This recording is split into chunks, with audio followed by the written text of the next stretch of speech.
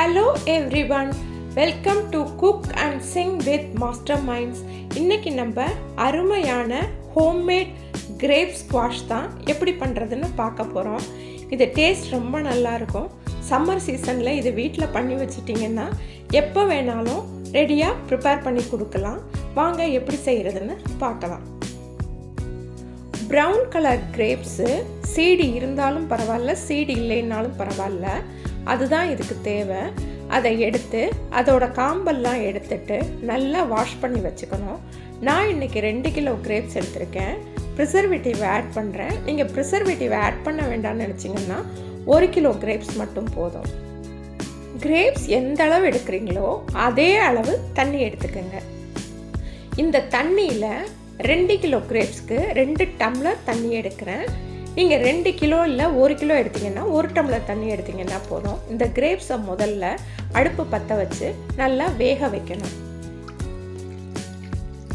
அடுப்பை மீடியம் ஃப்ளேமில் வச்சு இந்த கிரேப்ஸை ஒரு 5 நிமிஷமாவது நல்லா தண்ணியில் கொதிக்க விட்டால் கிரேப்ஸ் சாஃப்டாகி தோலெல்லாம் பிரிஞ்சு வர ஆரம்பிக்கும். இங்கே பாருங்கள், நல்லா வெந்து தோலெல்லாம் உடஞ்சி வந்துருச்சு. இந்த சமயத்தில் ஒரு மத்து வச்சு நல்லா மசிச்சு விடணும். நீங்கள் ஸ்மாஷர் வச்சுருந்தா அதுலேயும் மசிக்கலாம். அடுப்பு மீடியம் ஃப்ளேமில் இருக்கட்டும். ஜாக்கிரதையாக ஒரு இடுக்கி வச்சு பிடிச்சிட்டு மெதுவாக மசிச்சு விடுங்க. ஏன்னா சூடு ரொம்ப அதிகமாக இருக்கும், தண்ணி தெரிக்கும், அதனால தான்.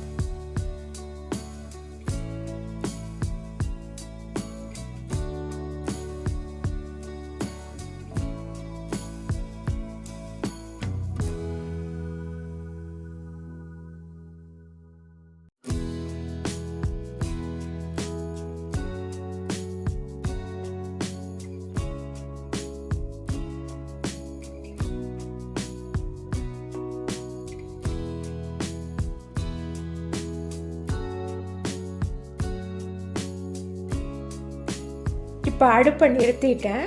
கிரேப்ஸ் வெந்துருச்சு. சின்ன மத்து வச்சு நல்லா மசிச்சு விடுறேன்.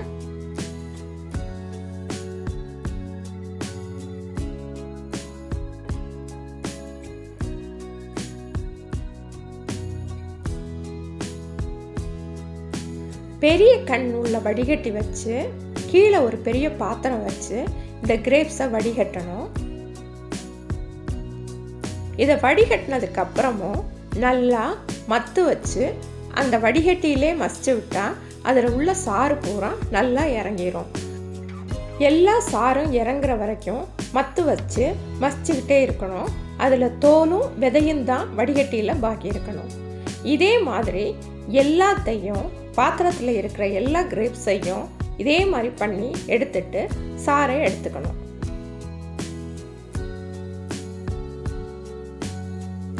இப்போ நமக்கு கிரேப்ஸோட சாறு முழுக்க கிடச்சிருச்சு.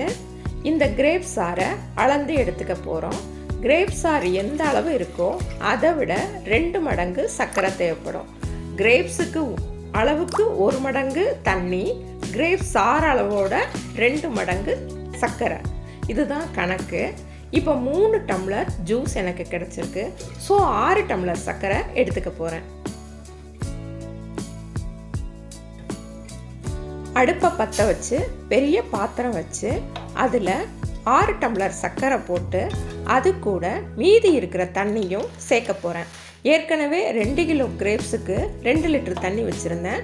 அதில் 2 டம்ளர் தண்ணி கிரேப்ஸ் வேகிறக்கு எடுத்தாச்சு. மீதி இருக்க எல்லா தண்ணியும் சேர்த்து சர்க்கரையை கொதிக்க வைக்கணும்.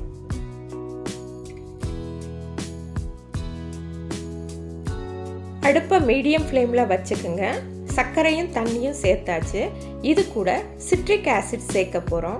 சிட்ரிக் ஆசிட் 1 கிலோவுக்கு 2 டீஸ்பூன், 2 கிலோ கிரேப்ஸுக்கு 4 டீஸ்பூன் சிட்ரிக் ஆசிட் இது கூட சேர்க்குறேன்.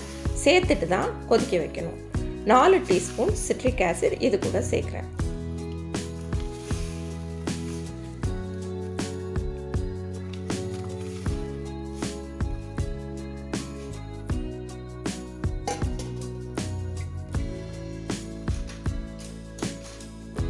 சர்க்கரை, தண்ணி, சிட்ரிக் ஆசிட் இதை மீடியம் ஃப்ளேமில் வச்சு நல்லா கொதிக்க விடணும். சர்க்கரை நல்லா கரையணும்.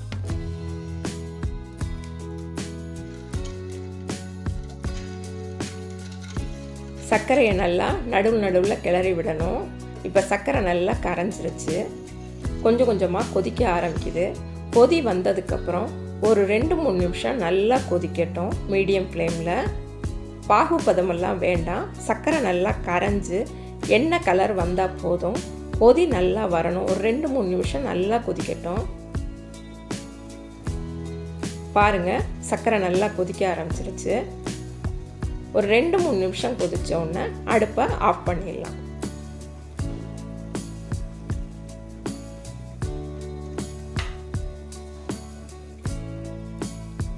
இப்போ அடுப்பை ஆஃப் பண்ணியாச்சு. இந்த சர்க்கரை பாகு சூடு நல்லா ஆறணும். கிட்டத்தட்ட ரூம் டெம்பரேச்சருக்கு வரணும். இது கிட்டத்தட்ட ஒரு 5 மணி நேரமாவது ஆகும்.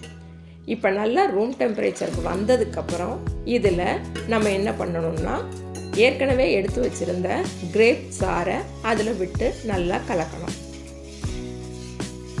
சர்க்கரை பாகு முழுக்க ஆறுனதுக்கப்புறம் தான் கிரேப் சாறு விடணும்.